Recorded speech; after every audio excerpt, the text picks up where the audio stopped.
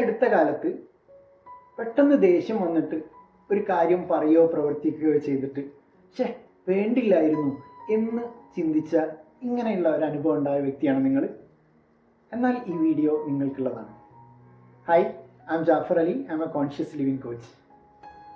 ദേഷ്യം വരിക എന്ന് പറയുന്നത് അതൊരു വികാരമാണ്, ആർക്കും വരും. പക്ഷേ അതെങ്ങനെ അവിടെ പെട്ടെന്ന് റിയാക്ട് ചെയ്ത് പ്രശ്നം ഉണ്ടാക്കുകയാണോ അതോ അതിനെ കൃത്യമായിട്ട് മാനേജ് ചെയ്യാനോ നമുക്ക് മാനേജ് ചെയ്യാൻ കഴിയുന്നുണ്ടെങ്കിൽ അതൊരു പക്വമായിട്ടുള്ളൊരു പ്രവർത്തനമാണ്. അതാണ് ഒരു നല്ലൊരു സ്കില്ലാണ് നമ്മളെ. അതായത് എങ്ങനെ നമ്മൾ പ്രതികരിക്കുന്നു എന്നുള്ളത് വളരെ ഇമ്പോർട്ടൻ്റ് ആണ്. പലരും പറയും ദേഷ്യം പിടിച്ചു വെക്കേണ്ടതാണ്. ഒരിക്കലുമല്ല, അതിനെ കൃത്യമായിട്ട് മാനേജ് ചെയ്യാൻ നമുക്ക് സാധിക്കും. അതിന് ഒരുപാട് മാർഗങ്ങളുണ്ട്, ടെക്നിക്കുകളുണ്ട്. അതിന് പ്രധാനപ്പെട്ട ഒരു 3 ടെക്നിക്ക് ഞാൻ പറഞ്ഞുതരാം.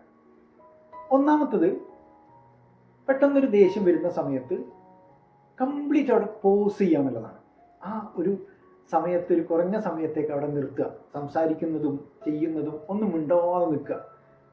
ഒരു 2-3 സെക്കൻഡ് നന്നായിട്ടൊന്ന് ബ്രീത്ത് ചെയ്യാം. ഈ ബ്രീത്ത് ചെയ്യുന്ന സമയത്ത് നമ്മൾ രണ്ടാമത്തെ പോയിന്റ് എന്താണെന്ന് വെച്ച് കഴിഞ്ഞാൽ നമുക്ക് ചിന്തിക്കാനുള്ളൊരു സമയം കിട്ടും. ചിന്തിക്കുക.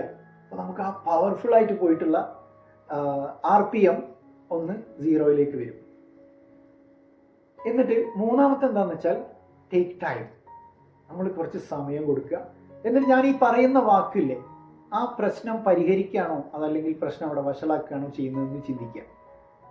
ഇനി വഷളാക്കുകയാണ് എന്നാണ് നമുക്ക് തോന്നുന്നതെങ്കിൽ ആ ഒരു പ്ലേസിൽ നിന്ന് തന്നെ മാറിപ്പോവുക എന്നുള്ളതാണ്. ആ ഒരു സിറ്റുവേഷൻ ഔട്ടായി നമ്മൾ എങ്ങോട്ടെങ്കിലും പോവുക. കാരണം ഇതൊരു മനുഷ്യൻ്റെ വികാരമാണ്.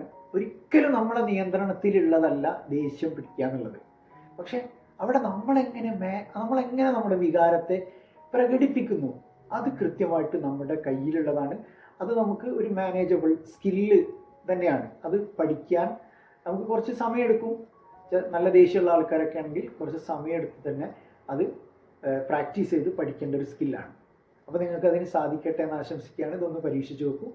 എന്നിട്ട് അതിൻ്റെ അഭിപ്രായങ്ങളൊക്കെ അറിയിക്കുക. Thank you so much.